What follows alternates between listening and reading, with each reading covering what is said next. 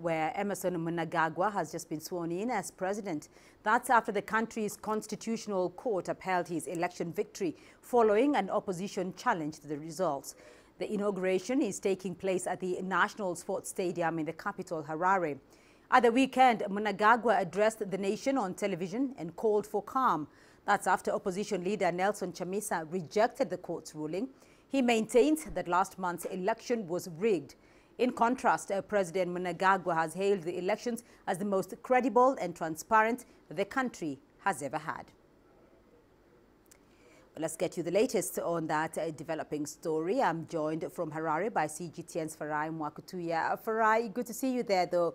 Emmerson Mnangagwa has just been sworn in. Can you tell us more about the ceremony, and is there a sense of relief that finally this post-election drama is over? Well, Beatrice, I certainly hope you can hear me over the sound at the stadium. Everyone is in full voice, a celebratory and jubilant atmosphere here.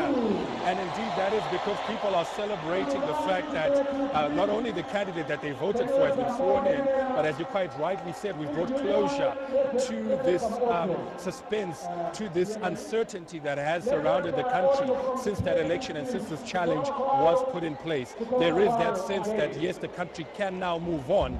Yes, it is the close of this challenge, of the anxiety, of the suspense, but also the beginning of the work of rebuilding Zimbabwe. Now we expect President Emmerson Mnangagwa to get down to the business of setting up his government, to putting in place a cabinet, to putting in place policies that will deliver on those those promises that he made on the campaign trail ahead of the election. So in many cases, it is the end of the challenge, but the beginning of a new chapter and a new era for Zimbabwe, Beatrice. Farai, we can see that thousands of Zimbabweans have turned up though for the ceremony. So which foreign dignitaries are also attending the inauguration and sending their messages of congratulations to President Mnangagwa? Beatrice, there are a number of regional presidents and heads of state here. We have South African President Cyril Ramaphosa, who is here. We have Zambian President Edgar Lungu. Mokwetsi Masisi of Botswana is also here. Paul Kagame of Rwanda. We have President Jose Kabila of the Democratic Republic of Congo. Former presidents who are here present include Joaquim Chissano of Mozambique, Jakaya Kikwete of Tanzania.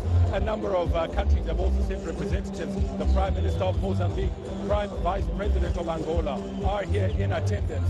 A special envoy has been dispatched by Chinese President Xi Jinping, and that is Madame Su Hui. She is the vice chairperson of the 13th National Committee of the Chinese People's Political Consultative Conference. So the region, the international community is very well represented here, and many of these people are saying they are ready to work with Zimbabwe, ready to help Zimbabwe get back into the League of Nations, fix its economy, and reintegrate with the rest of the world, Beatrice. And what about the opposition there, Farai? They've rejected the court ruling, so what are they planning next? Well, Nelson Chamisa addressed the media yesterday and said, look, he rejects that court ruling. He intends to pursue other channels, political channels.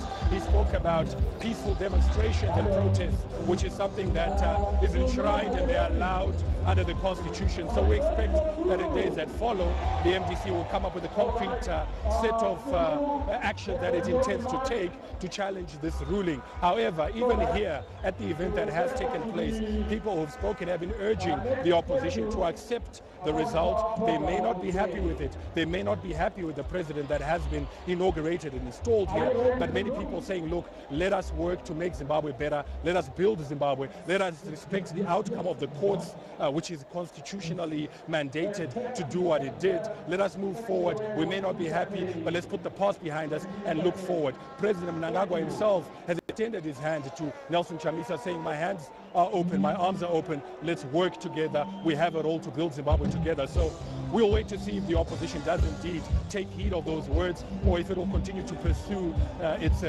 protestations against the outcome of this election. Farai Mwakutuya joining us there from the National Sports Stadium, where